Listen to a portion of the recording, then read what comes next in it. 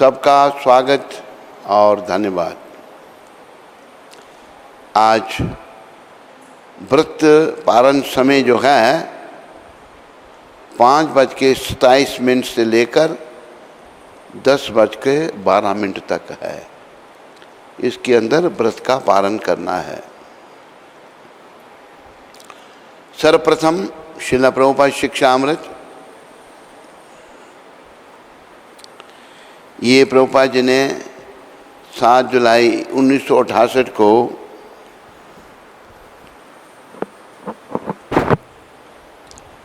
अनिरुद्ध दास को पत्र लिखा था। सदैव श्री कृष्ण का चिंतन करो और गंभीरता के साथ कार्य करो और फिर सब कुछ अपने आप होता जाएगा।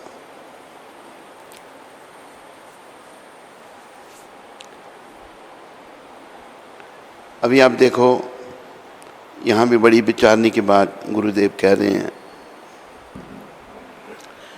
सदैव श्री कृष्ण का चिंतन करो। सदैव मतलब हर समय, कभी भी कृष्ण को भूलना नहीं चाहिए। कृष्ण का चिंतन करते हुए कृष्ण का कार्य करो। और कार्य कैसे करो? गंभीरता से। प्रभुपाद कहते हैं सीरियस बन के कृष्ण का कार्य करो। अगर हम ऐसा करते हैं तो फिर क्या होगा? सब कुछ अपने आप होता जाएगा। अपने आप सब कुछ होता जाएगा। अरे ये कैसे कह दिया प्रभुपाद ने, अपने आप सब कुछ होता जाएगा? अगर आपकी समझ में आया ठीक, नहीं आया तो मैं समझाता हूँ आपको। प्रभुपाद का सदैव अपना चिंतन चलता रहता है। तो जो मैंने देखा, मुझे मौका मिला, मैं सोचता हूँ कि जब प्रभुपाद जी वृंदावन में थे, मैं भी घर से भाग के वृंदावन गया था, लेकिन मेरा इतना भाग्य नहीं था कि मैं उनसे उस समय मिलता। मैं एक पखंडी के साथ रह रहा था, पखंडी के साथ ही भागा था घर से। उस समय प्रभुपाद वृंदावन में ही थे।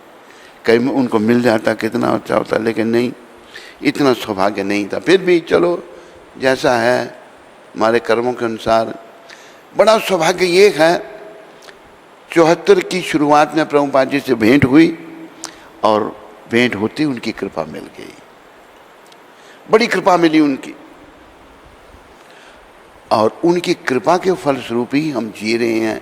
ये सब कुछ जो देख रहे हैं उनकी कृपा से हो रहा है। हमारी कोई शक्ति इसमें नहीं है, हमारा इसमें कोई योगदान नहीं है। ये सब उनकी कृपा का फल है। तो आप देखो, ये बात सब समझने का प्रयास करो। इंटरनेट में सुनने वाले, यहाँ सुनने वाले, सब सुनो। कैसे प्रभुपाद जी का सदैव कृष्ण चिंतन होता था, मैं कैसे कह सकता हूँ।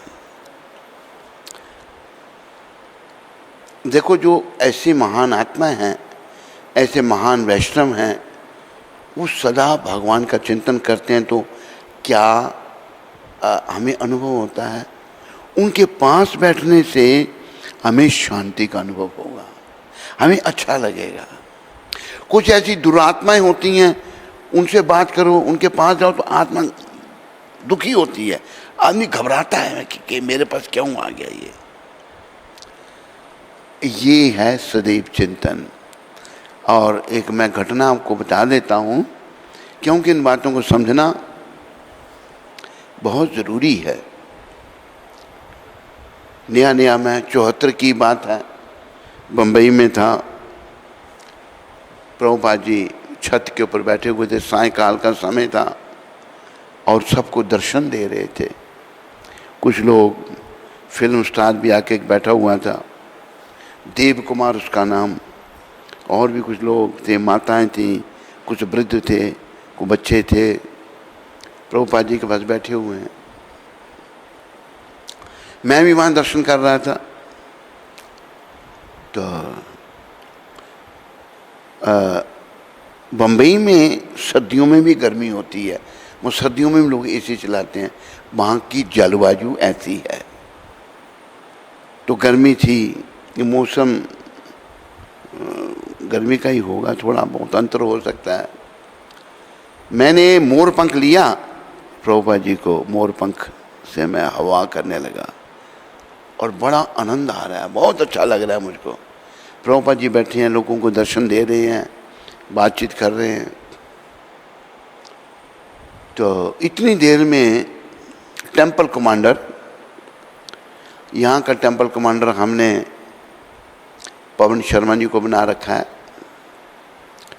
अभी किसी ज़रूरी काम के लिए वो गए हैं। तो मंदिर का टेंपल कमांडर एक पंजाबी था, वो आया और प्रभुपाद जी को कहता है, प्रभुपाद अभी संध्या आरती का टाइम हो रहा है, तो ये सब लोग आरती में चलें। प्रभुपाद कहते हैं हाँ। वो टेंपल कमांडर कहते हैं आप सभी आरती में चलो। सब लोग जितने ही वहाँ बैठे थे सभी उठकर जाने लगे, आरती में सब जाने लगे। मैं पंखा कर रहा हूँ। मुझे उस टेंपल कमांडर की मानसिकता थोड़ी पता लग रही थी, भाई ये मुझे भी यहाँ नहीं रहने देगा। लेकिन मुझे प्रभुपाद जी के पास, मैं आरती में नहीं जाना चाहता था, मैं प्रभुपाद जी को पंखा करना चाहता था, क्योंकि उनके पास खड़े होकर इतना सुख, इतनी शांति का अनुभव हो रहा है कि वो मैं बताने में कठिन हूँ। मैं नहीं चाहता था कि मैं जाऊं, लेकिन मुझे ऐसा लगा टेंपल कमांडर मुझे नहीं रुकने देगा यहाँ पर। हुआ क्या, सब लोग ऊपर छत के ऊपर प्रभुपाद दर्शन दे रहे थे, सब सीढ़ियाँ उतर के नीचे चले गए। अरे बच गया मैं अकेला जो प्रभुपाद जी को पंखा कर रहा हूँ। तो टेंपल कमांडर उधर सीढ़ियों के पास खड़ा हो कहता है, हे मेरी तरफ इशारा कर, चल तुम भी चल। मैं नया हूँ भाई, मुझे भी जाना है। मैं धीरे धीरे पंखे को नीचे रखने लगा। जब नीचे रखने लगा, प्रभुपाद एकदम कहते नहीं नहीं इसको यहीं रहने दो। जब मैंने कहा ही कैसे उन्होंने मेरे मन की देख ली, कैसे उन्होंने देख लिया अभी इस बच्चे को अच्छा लग रहा है। जब उसने कहा तुम भी चलो चलो, तो वो बड़ा से आदमी, हम सब लोग अहंकार से भरे पड़े हैं, अहंकार से कह रहा है। मैं डर गया, मुझे जाना है अभी। जब उसने बोला चलो चलो, वो ऊपर और मैं नीचे। जैसे जैसे मैं छोड़ने लगा पंखा और प्रभुपाद ने कहा नहीं इसको यहीं रहने दो, मैं ऊपर हो गया और वो नीचे हो गया। और देखा भाई प्रभुपाद कह रहे, फिर वो कुछ नहीं कह सकता था, चला गया वो। तो संत जो हैं, सच्चे संत, और इनसे पहले हम संतों को मिले। हमारे शरीर से माता पिता साधु संतों के भक्त थे। पिताजी जब पाकिस्तान नहीं बना था तो ट्रांसपोर्ट का काम था उनका, बाद में फिर ख़त्म हो गया वो काम उनका। उनकी बस कभी लाहौर जाती, कभी पेशावर जाती और कभी और कहीं जाती। तो बस में वो बैठकर वो भी साथ जाते थे, सफ़र करते थे। बस ड्राइवरिंग नहीं की, ड्राइवर रखा हुआ था, बस का ड्राइवर और ही था। तो कभी साधु उनको मिल जाए रास्ते में, बस रोकनी, ड्राइवर को बोलना, साधु को बोला महात्मा जी बैठो, कहाँ जाना आपने, जहाँ जाना उनको वहाँ छोड़ देना, कुछ पैसे दे देने। साधु संतों की सेवा वो करते थे। घर में भी साधु संत आते थे, पिताजी भी उनका सम्मान करते थे, माताजी बड़ी भक्त थी साधु संतों की। कई साधुओं से मिले, लेकिन मैं ये बताना चाहता हूँ कि ऐसे साधु नहीं मिले मेरे, ऐसे संत कोई नहीं मिला जिनके पास बैठने से ही एक दिव्य अनुभव होता था। तो ये हमने यहाँ सीखना है कि श्री कृष्ण का चिंतन हमें गंभीरता से करना है, बड़े ध्यान से। अभी गंभीरता हमारे अंदर नहीं है तो इसका मतलब हम चिंतन नहीं करें, फिर भी करते ही रहना है। करते करते धीरे धीरे गंभीरता आ जाएगी, एकदम नहीं आएगी। जैसे वो शब्द है ना, करत करत अभ्यास से जड़मति होत सुजान। रस्सी आवत जात से शिला पड़त निशान। अभ्यास करते, अब जैसे कुएं से पानी निकालते हैं लोग, रस्सी बांध के बाल्टी कुएं में फेंकी, तो बाल्टी जो है मेड़ है कुएं की, पत्थर, बार बार रस्सी, नरम है पत्थर सख्त है, उसको बार बार रस्सी लगती है, उसमें निशान पड़ जाता है। तो अभ्यास का बताया है, अभ्यास करने से आदमी बुद्धिमान, मूर्ख भी बुद्धिमान बन जाता है। इसलिए अभी हम गंभीरता से अगर नहीं कर पाते हैं तो फिर भी करना है, करते रहना है, करते करते एक दिन गंभीरता आ जाएगी।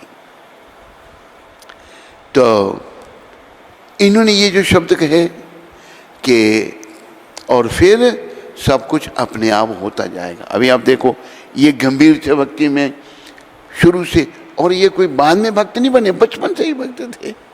प्रभुपाद जी जब 9 साल के थे तो रथ यात्रा करते थे, रथ यात्रा 9 साल का बड़े, और इनके पिता बड़े महान थे, गौर मोहन उनका नाम था, वो भी गौड़िया वैष्णव थे। वो अपने पुत्र को जानते थे, इनकी माता भी अच्छी थी जिन्होंने ऐसे पुत्र को जन्म दिया, लेकिन वो इतना समझ नहीं पाती थी अपने महान पुत्र को जितने इनके पिताजी समझते थे। उन्होंने रथ यात्रा की इच्छा की तो पिता ने रथ यात्रा बना के दे दी, बच्चों में रथ यात्रा करनी। तो ये बचपन से ही भक्त थे, और उनके जीवन की उनकी उसमें लिखा हुआ है, जब वो छोटे थे तो कहते हैं प्रभुपाद, हमारे घर के पास रेलवे का ट्रैक था, रेल जाती थी पास में से। कहते जब रेल जाती थी तो मैं छत पर चढ़ जाता था, फटाफट छत पर चढ़ के देखता था। क्या देखता था? वृंदावन को कौन सी रेल जा रही है। देखो, एक बच्चे का ध्यान कहाँ है वृंदावन में। ये बड़ा दिव्य ज्ञान है, बड़ा दिव्य ध्यान है, बचपन से ही वृंदावन। और जब ये छोटे थे, इनके पिताजी ने इनको राधा गोविंद का विग्रह दिया था, उनकी पूजा करते थे। ये बस शुरू से ही इनकी लगन भक्ति में थी।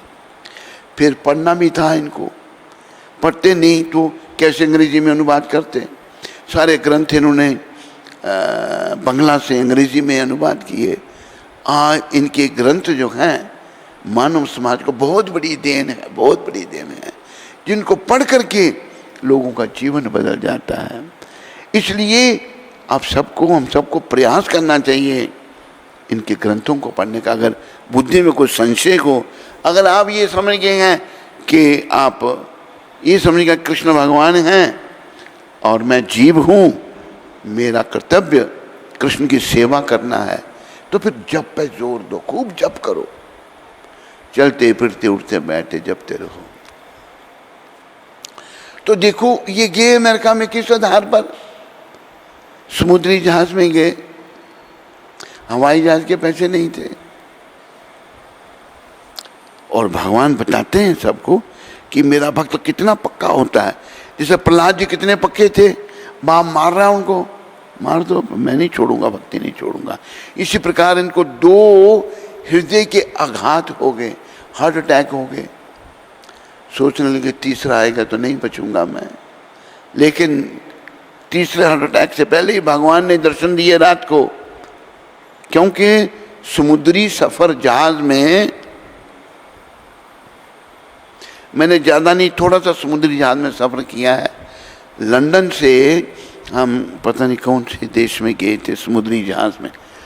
समुद्री जहाज पानी पानी और कुछ है नहीं। 1 महीना तक उसमें बैठे रहना, पानी के सिवाय को देखना ही नहीं। उसको कहते हैं सी सिकनेस, समुद्री बीमारी लग जाती है।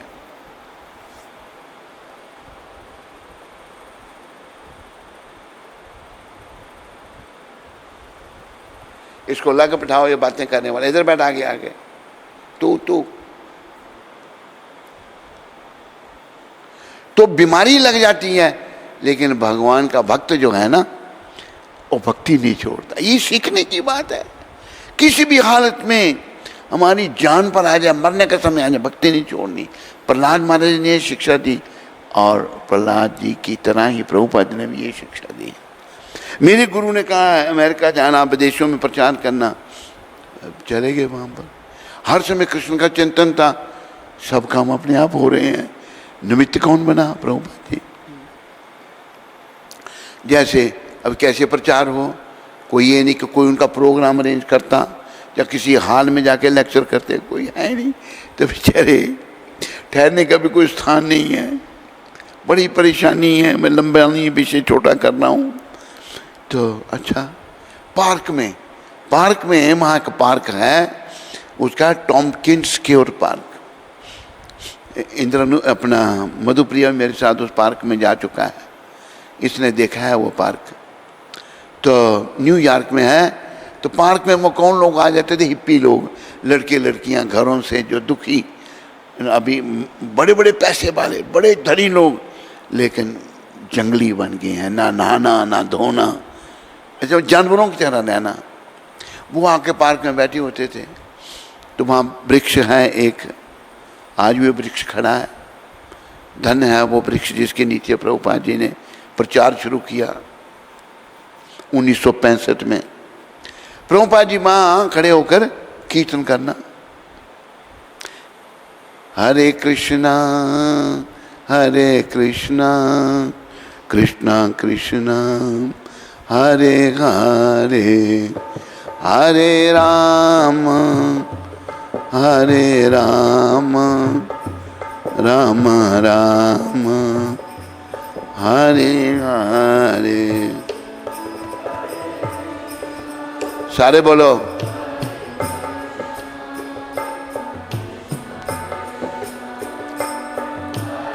हरे हरे राम।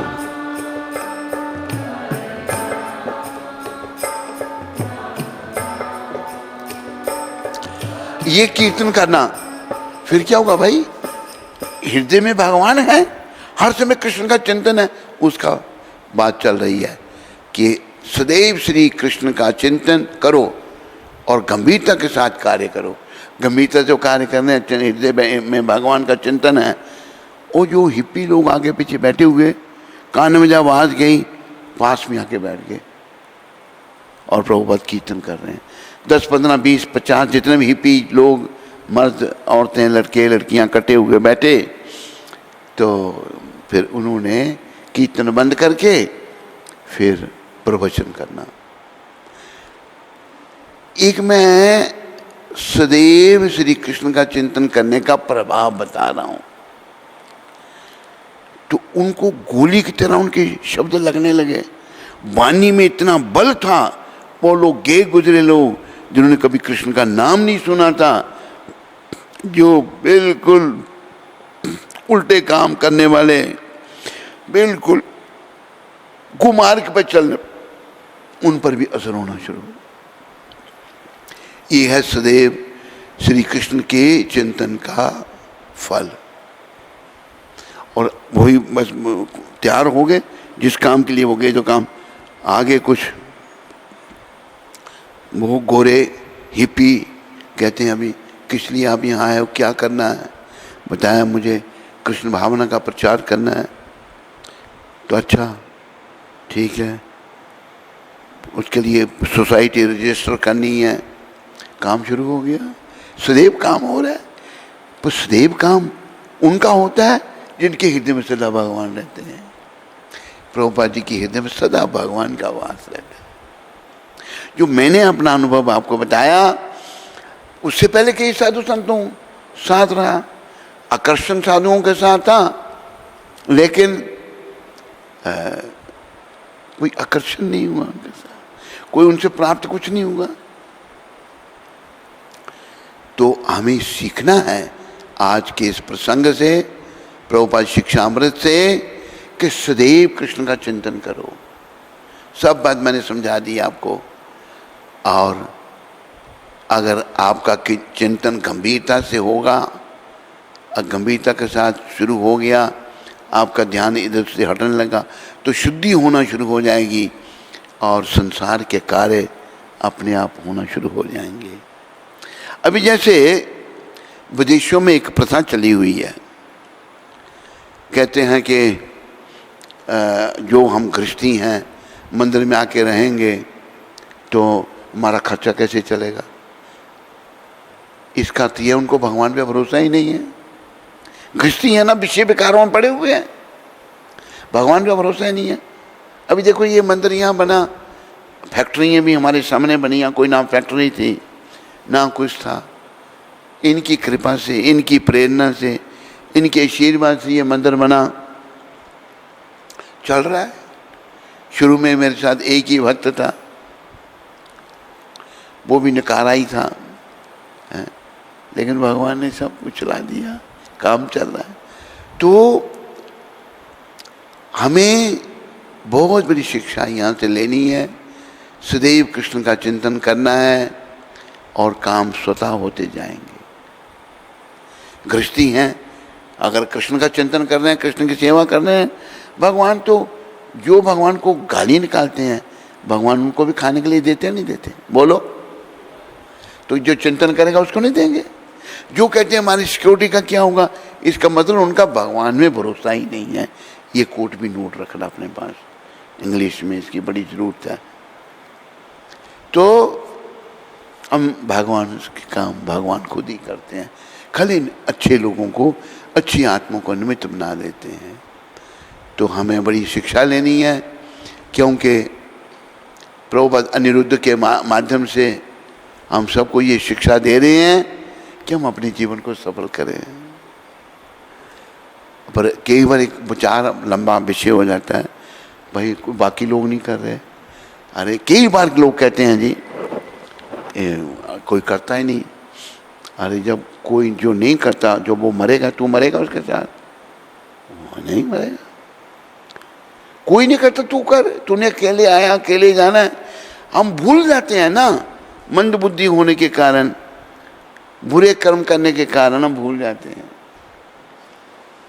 लेकिन हमें अंत समय का सदा चिंतन करना है। अंत काले च मामेवा, प्रभुपाद कहते हैं अंत काल में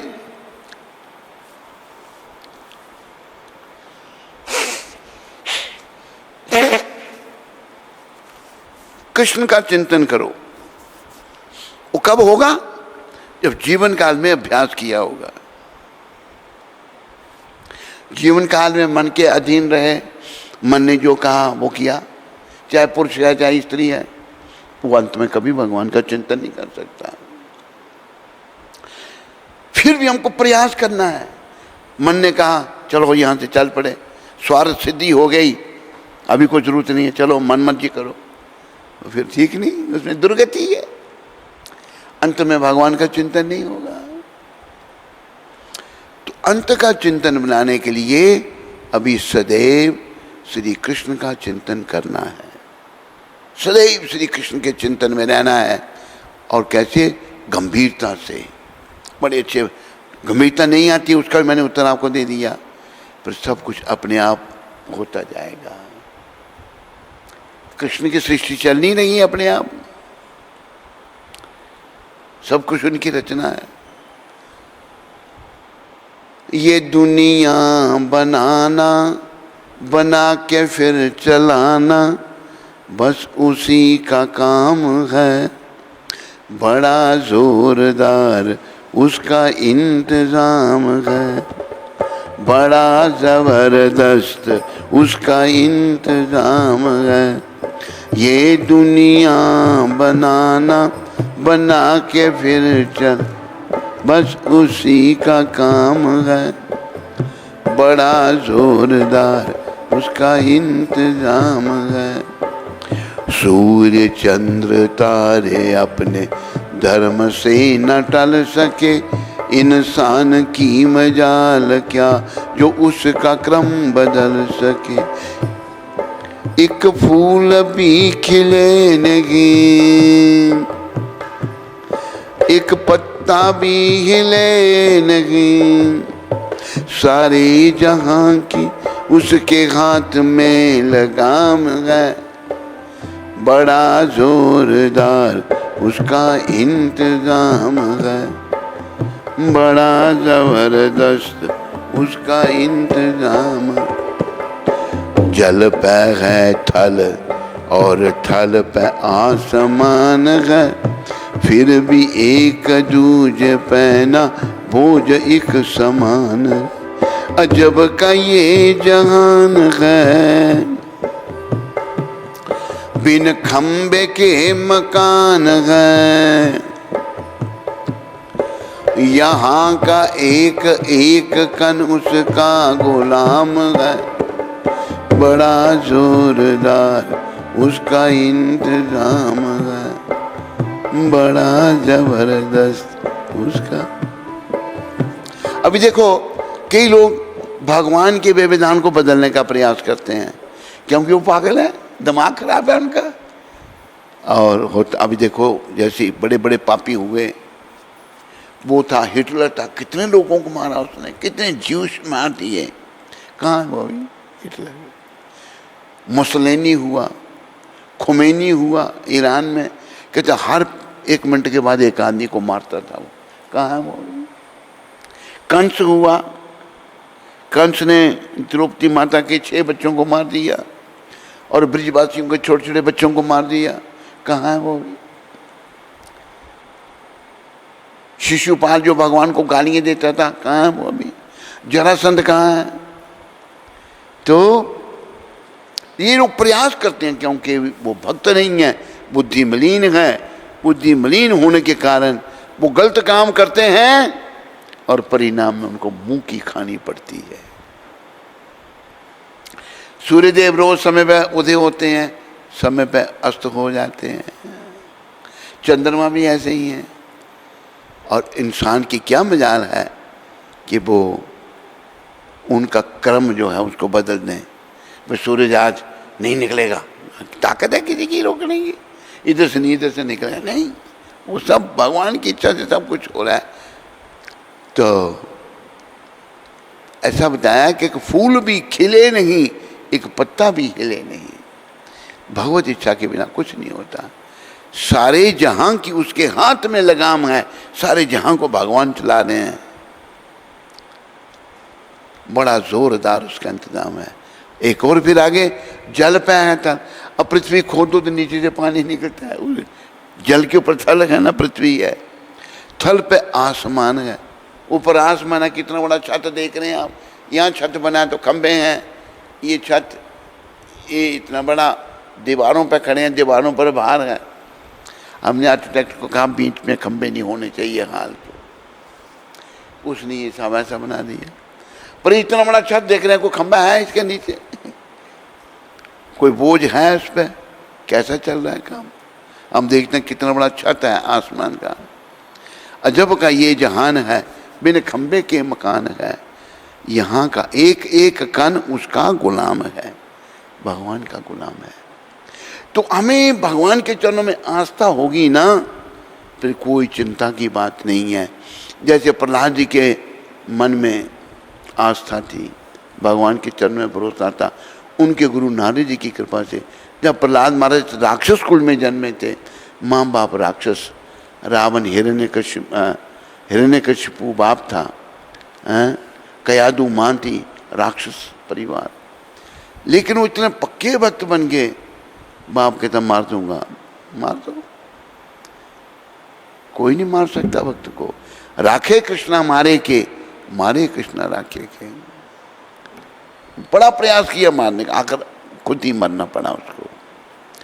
तो हमें ये सीखना है, प्रभुपाद जी की कृपा से सीखना है, ऐसे संतों के चरणों में मन को लगाना है और जीवन को सफल बनाना है। बोलो प्रभुपाद की जय जय जय प्रभुपाद।